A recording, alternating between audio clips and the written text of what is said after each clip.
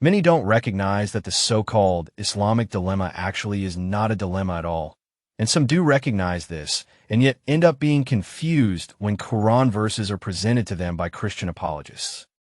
Meanwhile, many truly believe that the Quran does confirm the Bible, which leads them to change their views about the Bible, that is, the Gospel, which has a few different accounts. Others, slowly but surely, are changing and beginning to believe that the Quran confirms some parts of the Bible, not the whole of it. But some people know that the books which the Quran came to confirm are very different from the Bible, and they know very well that the Bible and those books are far from being the same. Others fail to see this, while some try to make them fit, just to make them seem like the same thing, because they don't want to admit that those books are not the same as the Bible. Meanwhile, others give this impression when they say the Quran confirms some parts of the Bible, not the whole thing, in order to make the Christian apologists seem correct in what they are saying. But can we blame them for saying that? Or should we blame the Christian apologists for what they have discovered? We can place the blame on both when we have proven the reality of this matter by simply asking what made them say that the Quran confirms some part of the Bible, but not the whole thing. This opens the door for Christian apologists to ask whether that part of the Bible, which the Quran came to confirm, is the Injil. This would suggest that, even though they don't have the full Injil, they still have it within the Bible, which on the surface would make the so-called Islamic dilemma appear to be true. And that will lead them to say, since we have the Injil within the Bible, that means the whole Bible is the Injil, because how could the Quran confirm something that exists in a corrupted book if the whole book is corrupted? Both groups, those who say the Quran confirms the Bible, and those who say the Quran confirms some parts of the Bible, but not the whole, believe this because the Quran and the Bible have similarities, as well as areas where they agree and disagree. This has led Christian apologists to push the so-called Islamic dilemma and has caused the other group to say the Quran confirms only parts of the Bible, not all of it. But in either of the two cases, there are four things that exist along with them. One, something questionable. Something that seems like it is true but isn't certain. Confusion. Truth that is mixed with lies. But in this video, we will try our best to show you those four things one by one. But first, we need to know and understand what the so-called Islamic dilemma is. So let us allow Mr. Godlogic to explain the dilemma.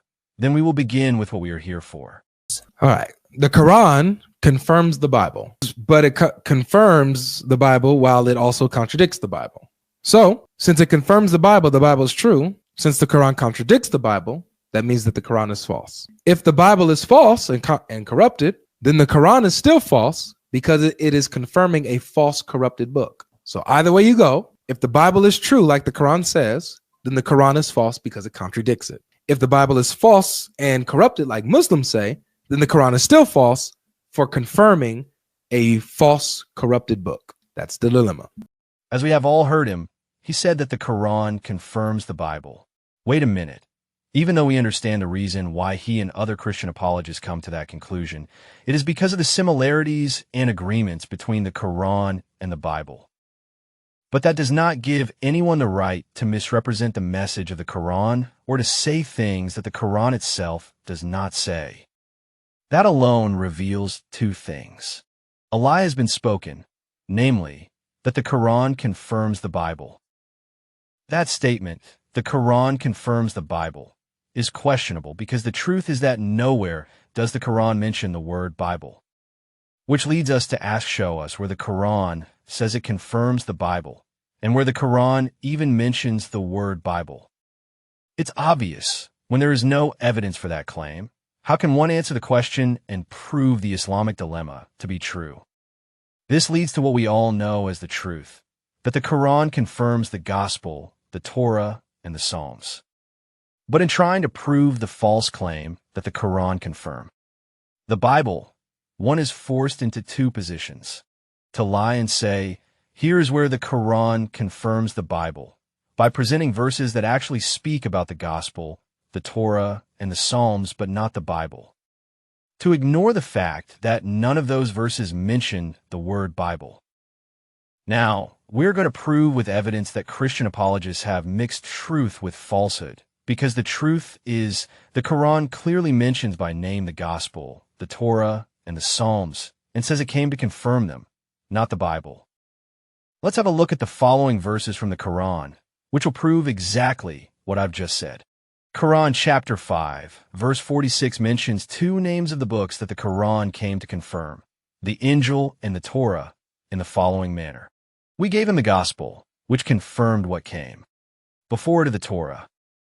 Quran 17, verse 55 mentions the Psalms in the following manner, and we gave David the Psalms. And in Quran 3, verse 3, the Quran tells us that it came to confirm the previous scriptures, which according to the Quran are the Gospel, the Torah, and the Psalms. The lie is that the Quran confirms the Bible, even though the Quran does not even mention it by name. Even worse, when we take a closer look at what the Injil is and what the Bible is, we can clearly see that the Injil and the Bible can never be the same book. Why? Because the Injil, according to the Quran, is something very specific. Let me show you what I mean, with evidence, of course. What is the Quran? The Quran is the word of Allah, revealed to the Prophet Muhammad through the angel Jibril, and it came to confirm what was revealed before it. Let's look at the following verse. And indeed, the Quran is the revelation of the Lord of the worlds.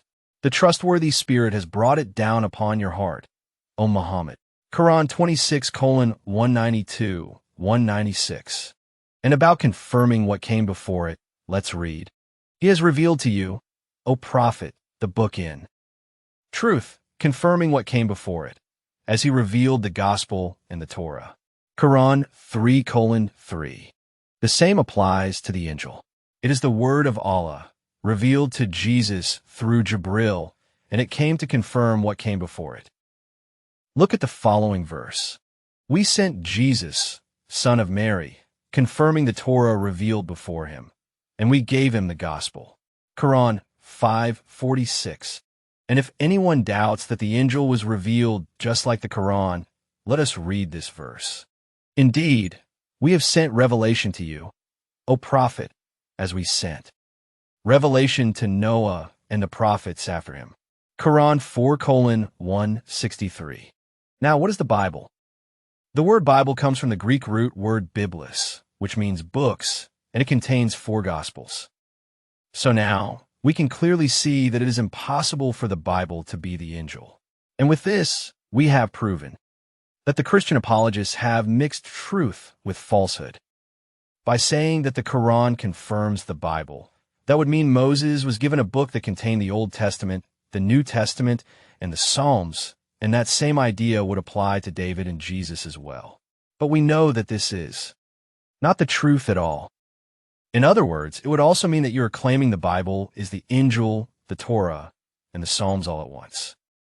This leads us to ask important questions. Was the Bible revealed to Jesus?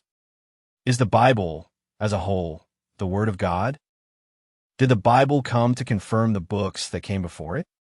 These are questions that cannot be answered honestly with clear evidence, because the Bible itself has shown us, through its own content, that it is not and never will be the Injil, the Torah, or the Psalms.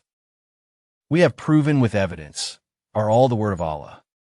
On the other hand, the Bible has clearly proven, without a doubt, that it is not the Word of God. Why? Because the Bible contains 3 types of words. The words of God, for example, Deuteronomy 6 verse 4. Hear, O Israel, the Lord our God. The Lord is one. The words of the prophet, for example, Mark 12 verse 29. The most important one, answered Jesus, is this, Hear, O Israel, the Lord our God, the Lord is one. The words of the historian, for example, Mark 12 verse 28. One of the scribes came and heard them arguing, and recognizing that he had answered them well, asked him, What commandment is the foremost of all? So how can anyone say that the Quran confirms such a book? And how can anyone claim that Jesus was given this book? And the Bible itself has proven 100% that it is not the gospel which Jesus preached in it, is not the gospel of God. According to Mark 1 verse 14, Jesus preached the gospel, one gospel, just as the Quran says that Jesus was given one gospel, which was filled with the words of God. That's why Mark 1 verse 14 refers to it as the gospel of God.